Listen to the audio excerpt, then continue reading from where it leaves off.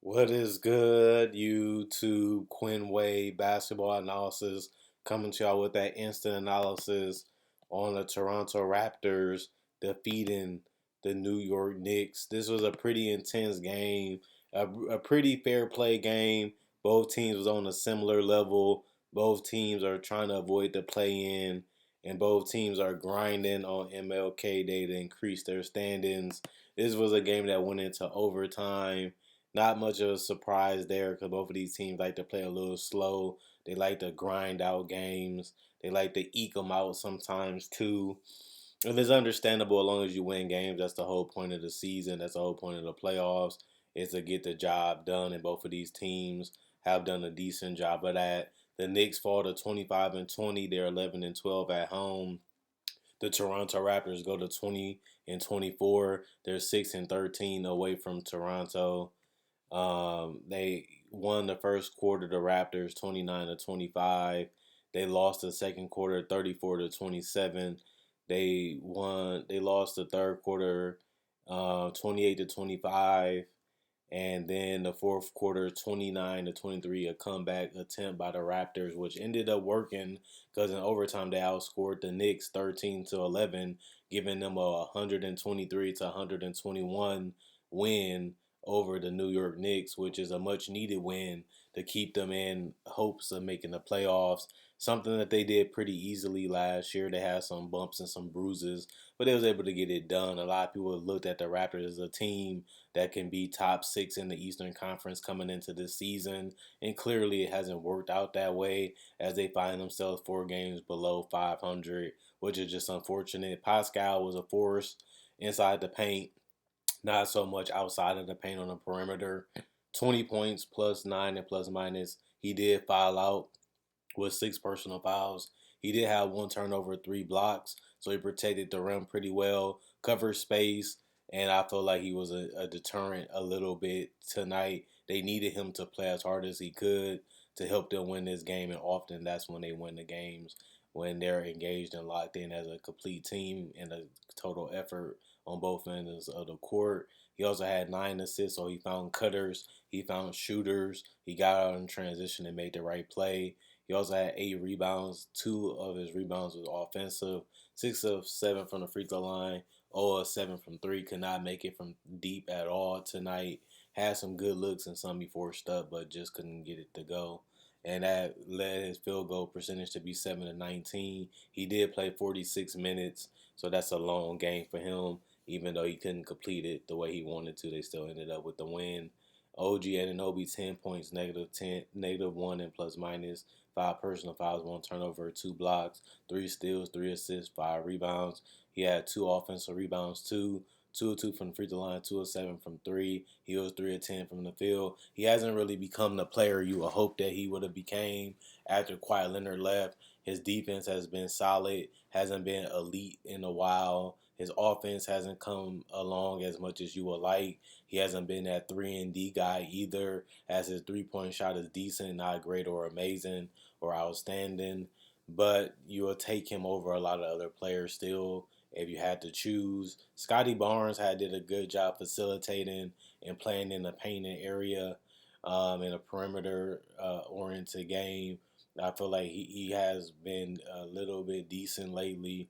26 points plus 8 and plus minus, 3 personal fouls, 3 turnovers, 2 blocks, 1 steal, 4 assists. He did also grab 7 rebounds. 6 of them was offensive.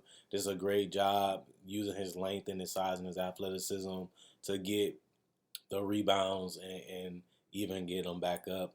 9 of 13 from the free throw line, 1 of 2 from three, 8 of 16 from the field, so he shot 50%. This is a great hustle muscle game from him. And Fred VanVleet, he usually has big games for them. He's a lot of what they do offensively. 33 points plus 3 and plus minus. He also had 5 personal fouls, 1 turnover, 2 blocks, 2 steals, 8 assists. So he not only did he score the basketball, he was able to facilitate. He also had 5 rebounds, 8 of 8 from the free throw line. He was 5 of 13 from three.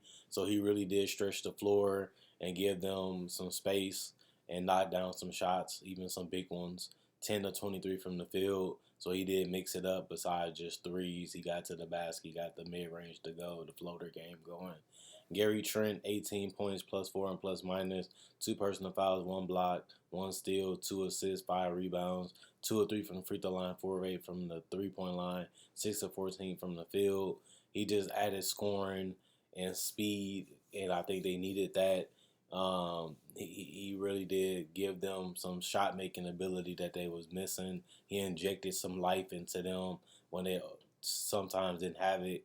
And Chris Boucher, 8 points, -8 plus minus, two blocks, 1 steal, 1 assist, 3 rebounds, 3 of 4 from the free throw line, 1 of 3 from the 3-point line, 2 of 5 from the field.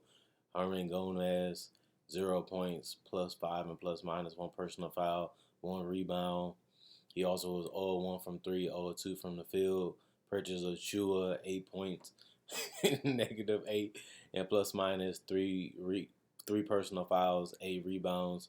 He also was 4-4 from the free throw line, 0-2 from the 3-point line, 2 of 6 from the field.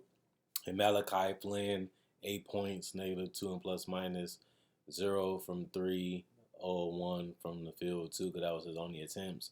Young, Wisekamp, Birch, Koloko, and Dalton Jr. did not play, although they was held to coach's decision.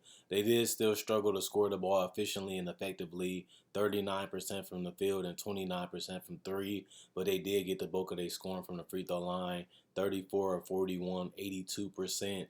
They made a good value out of that tonight. 42 rebounds, 27 assists, 8 steals, 12 blocks, 6 turnovers, and 25 personal fouls. That's way too much, and even the Knicks fouled a lot. They had 28. Julius Randle, 21 points, +1 and plus minus, 3 personal fouls, 3 turnovers, 1 steal, 8 assists, and 15 rebounds. So 20 and 15 for Julius Randle. 6 of 9 from the free throw line, 1 of 6 from 3. Another game where he couldn't get it going from deep, but he had used his interior presence to score a little bit, but he didn't do it efficiently either. He was 7 of 20 from the field. Couldn't really make too many shots tonight. He didn't have it going from really nowhere. Mitchell Robinson, 11 points, -7 and plus minus, 2 personal foul, 1 turnover, 1 block, 2 assists, 8 rebounds, 1 or 2 from the free throw line, 5 of 8 from the field.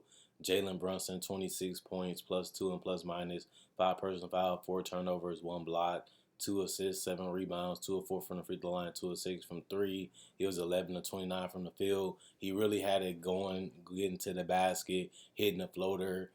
He had a decent attempts from 3 that he made. He also didn't get to the free throw line as much as he would like, but he also did turn the ball over a little bit too much trying to create shots. But it was a decent game from Jalen Brunson and RJ Barrett, who had 32 points. He had a -5 and plus minus, 4 personal fouls, 3 turnovers, 2 assists, 7 rebounds. He was 10 of 11 from the free throw line, 2 of 9 from 3, 10 of 23 from the field. It's rare that you see a game get tied to go to overtime off a dunk.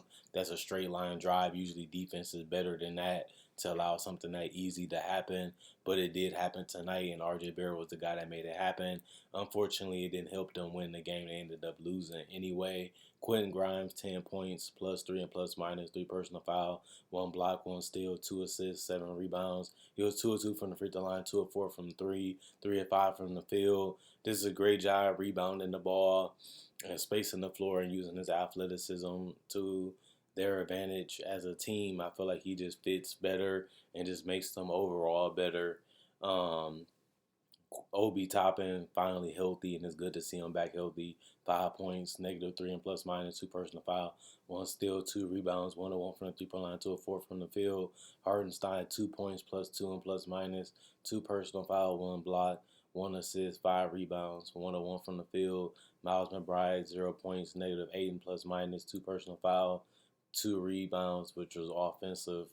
And he also played 6 minutes, but he was 0-2 from the field, 0-1 from the 3. And Emmanuel Quickly was the best player off the bench, 14 points, +5 and plus minus. He did almost foul out with 5. 1 block. He also had 1 rebound. He was 7 of 7 from the free throw line. Really was able to switch it up when he wasn't getting it going from 3 and from the field. He was able to make his points be worth it at the end because he didn't miss any Reddish, Sims, Rose, Fournier, McCallum, and Archie Diacono did not play, although they was healthy. It was a coach's decision. 42% from the field. They did shoot 9 of 31 from three, which is terrible, but they never really had a great amount of shooting. They just mainly beat you up in the inside and do a good job of playing together and using transition. And they did shoot 80% from the free throw line, which is good. They did rebound pretty well, 54 rebounds, 17 assists, 3 steals, 5 blocks. They also had 11 turnovers and 28 personal fouls. But they just ran out of gas a little bit, couldn't really create high, potent offense that was flowing and going throughout a 48-minute game.